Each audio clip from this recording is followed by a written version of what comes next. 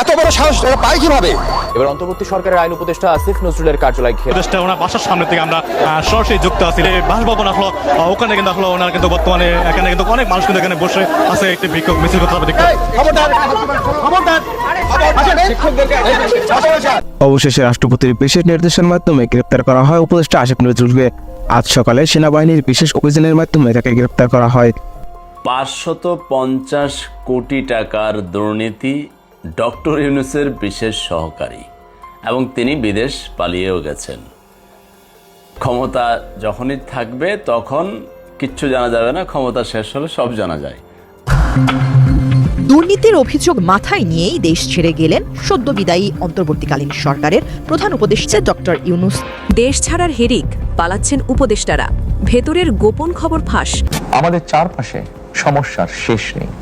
ইউনূস সরকারের এই করুণ বিদায়ের জন্য কারা সবচেয়ে দায়ী? ইংরেজিতে একটা প্রবাদ আছে, জাহাজ যখন ডুবতে শুরু করে তখন সবার আগে ইঁদুররা পালাতে থাকে। অন্তর্বর্তীকালীন সরকারের বিদায়ের পর ঠিক এই দৃশ্যটাই এখন আমরা দেখছি।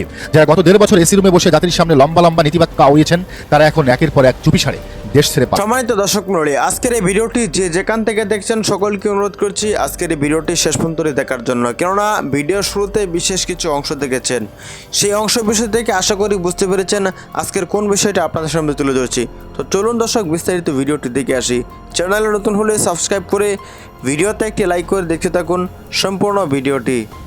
550 কোটি টাকার দুর্নীতি, ডক্টর ইউনূসের বিশেষ সহকারী, এবং তিনি বিদেশ পালিয়েও গেছেন। ক্ষমতা যখনই থাকবে তখন কিচ্ছু জানা যাবে না, ক্ষমতা শেষ হলে সব জানা যায়। 18 ফেব্রুয়ারি বাংলাদেশ প্রতিদিন পত্রিকার রিপোর্ট। দুর্নীতি দমন কমিশনের সদ্যবিদায়ী প্রধান উপদেষ্টার বিশেষ সহকারী ফয়েজ আহমেদ তয়েবের বিরুদ্ধে তদন্ত চলছে। এই তদন্ত এড়াতেই তিনি 9 ফেব্রুয়ারি অন্তর্বর্তী সরকারের মেয়াদ শেষ হওয়ার আগেই দেশ ত্যাগ করেছেন। বিদেশে যাওয়ার সময় তার সরকারি জিও বা অনুমতি ছাড়পত্র ছিল না বলে নিশ্চিত হওয়া গেছে। কি হইব এখন আর? সদ্যবিদায়ী প্রধান উপদেষ্টা তাকে বিদেশে চলে যেতে সহায়তা করেছেন, এজন্যই বিমানবন্দরে তাকে প্রথমে আটকানো হলেও পরে ছেড়ে দেওয়া হয়। অনুসন্ধানে দেখা গেছে তয়েবের বিরুদ্ধে যত অভিযোগ রয়েছে তার প্রায় সবই ডক্টর ইউনূসের স্বেচ্ছায় করেছেন। তয়েব তার মেয়েদের গ্রামীণ ফোনকে নিয়ম নীতির বাইরে সুযোগ দিয়েছেন। উল্লেখ্য, গ্রামীণ ফোনের 39% শেয়ারের মালিকানা ডক্টর ইউনূসের নিয়ন্ত্রিত গ্রামীণ টেলিকমের। ইউনূস সরাসরি লাভবান হয়েছেন নানান বিষয়ে। যখন তিনি দুদকের নজরে, তখনই তার গোপনে চলে যাওয়ার বিষয়টি নিয়ে দুর্নীতি দমন কমিশন বিস্মিত হয়েছে বলে জানা গেছে। এই পৃষ্ঠে আরও পরের পৃষ্ঠায় খবর আছে, নগদের এখানে লোক বসে 150 কোটি টাকা নিয়েছেন, আরও নানান প্রকল্প করে পত্রিকার রিপোর্ট অনুযায়ী 550 কোটি টাকা। এখন যখন কেউ ক্ষমতায় থাকে, ডক্টর ইউনূস যখন ছিল, রিপোর্ট লেখার হয়তো সাংবাদিকদের সেই সাহস হয়নি, অথবা সাহস হলে সাংবাদিককে জেলে যেতে হবে। মানে ক্ষমতায় যে থাকে তখন তাকে ফুলের মালা ফুলের মালা ফুলের মালা, এবার ক্ষমতার থেকে চলে যায় জুতার মালা জুতার মালা জুতার মালা। এটাই হচ্ছে মনে হয় বাংলাদেশের গণতন্ত্র। আর ওই ক্ষমতার চেয়ারগুলো কি দিয়ে তৈরি এবং সমস্যা কি চেয়ারের জানি না, যেই বসে জনগণকে ভুলে যায়, মৌলিক দাবি ভুলে যায়, জনগণের সমস্যা ভুলে যায়। অথচ সে যখন ক্ষমতার বাইরে থাকে তখন সে প্রচণ্ড দেশপ্রেমিক এবং মানুষের মৌলিক অধিকার নিয়ে কথা বলে। এবার তারা বসায় দেন কারবার সারা। এই সমস্যাটা কি, কাহিনী কি, আমি আজও জানি না।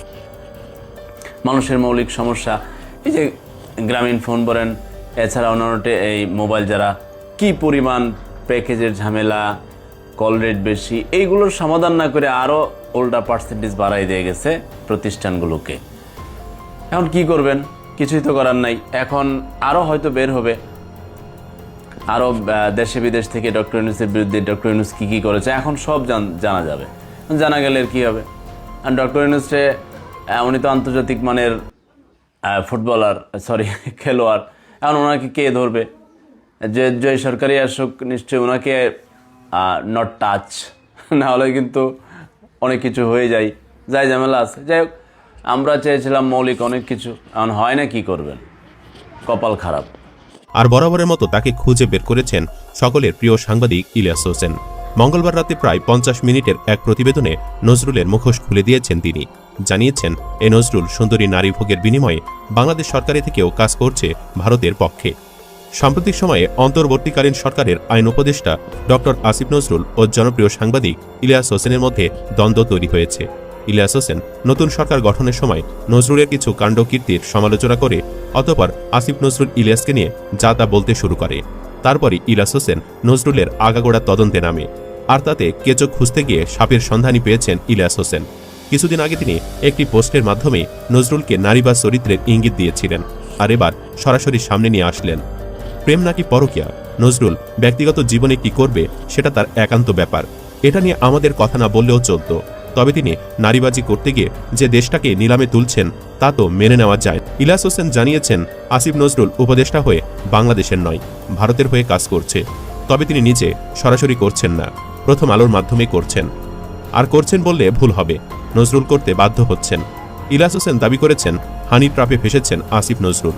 ইলিয়াস হোসেন দাবি করেছেন, প্রথম আলো সাংবাদিক উম্মে শ্রাবণ তহুরার সাথে গোপন সম্পর্কে মেতেছিল নজরুল। এটা ছিল প্রথম আলো থেকে একটি ফাঁদ। তহুরা নজরুলের সাথে ফষ্টি নষ্টি করে তার ভিডিও করে রেখেছে, সেটাই এখন প্রথম আলোর হাতে জমা রয়েছে। সে ভিডিওর ভয় দেখিয়েই এখন নজরুলকে দিয়ে যা তা করিয়ে নিচ্ছে। এমনকি উপদেষ্টা হবার পর নজরুলের ব্যক্তিগত সহকারীও নিয়োগ দিয়েছে প্রথম আলোর লোকজন, আর সেজন্যই প্রথম আলোতে হামলায় নজরুলের বুক কেঁপে ওঠে। ইলিয়াস হোসেন জানিয়েছেন, প্রথম আলো কেবল কোনো সংবাদপত্র নয়, পাশাপাশি পত্রিকাটি ভারতের এজেন্ডা বাস্তবায়ন করে। এতদিন তারা হাসিনাকে দিয়েই করেছে, আর এখন করছে নজরুলকে ব্ল্যাকমেইলের মাধ্যমে। জানা গেছে, প্রথম আলোর ইশারাতেই নজরুল গত কিছুদিনে প্রথম আলোর নানান মামলা ডিসমিস করে দিয়েছেন। এছাড়া প্রথম আলোর চাওয়াতেই ফারুকির মতো অযোগ্য লোককে নজরুল তার একটি উপদেষ্টা পদ দিয়ে দিয়েছেন। এর বাহিরে নজরুল দুর্নীতির মাধ্যমে শত কোটি কোটি টাকা মেরে দেওয়াও শুরু করেছে বলে জানিয়েছেন ইলিয়াস হোসেন। জানিয়েছেন আমেরিকায় বাড়ি কেনার চেষ্টার কথাও। জুলাই আগস্ট বিপ্লবের সময় বিক্ষুব্ধ ছাত্র জনতা সারা দেশে স্থাপিত শেখ মুজিবের মূর্তি গুড়িয়ে দিয়েছেন, কথিত জাতির পিতার ছবি নর্দমায় ছুঁড়ে ফেলেছেন। অথচ আসিফ নজরুল সরকারের উপদেষ্টা হয়েও শেখ মুজিবের প্রতিকৃতিকে মাথার উপর ঠাঁই দিয়েছেন, যাতে তার আওয়ামী প্রীতির নগ্ন বহিঃপ্রকাশ ঘটে। তদুপরি হাসিনার সংবিধানে উল্লেখিত জাতির পিতার প্রতিকৃতি প্রসঙ্গে সরকারের অবস্থানও স্পষ্ট করেননি ডক্টর আসিফ।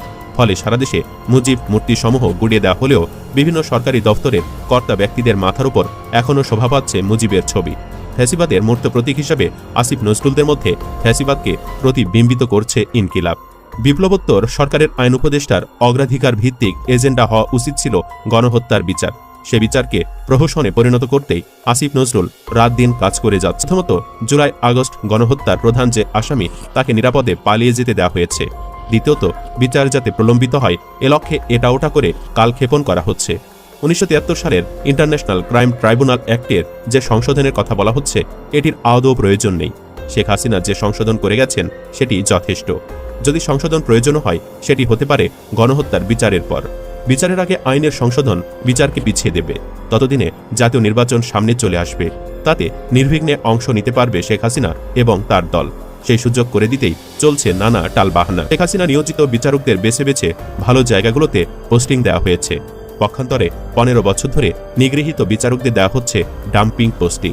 শেখ হাসিনার বিশ্বস্ত বিচারক গোলাম রাব্বানির চাকরির মেয়াদ 2 বছর করার সুপারিশ করেছেন আসিফ নজরুল। এটিও তার গোপন এজেন্ডার অংশ। হাইকোর্ট বিভাগের দলবাজ দলকানা বিচারপতিদের স্বপদে বহাল রেখেছেন। সম্মানিত দর্শক মণ্ডলী, আশা করি সম্পূর্ণ ভিডিওটি দেখলেন না এবং আজকের এই ভিডিও সম্বন্ধে আপনাদের মতামত অবশ্যই কমেন্ট সেকশনে জানিয়ে দিবেন। দেখা হচ্ছে পরবর্তী ভিডিওতে। আসসালামু আলাইকুম।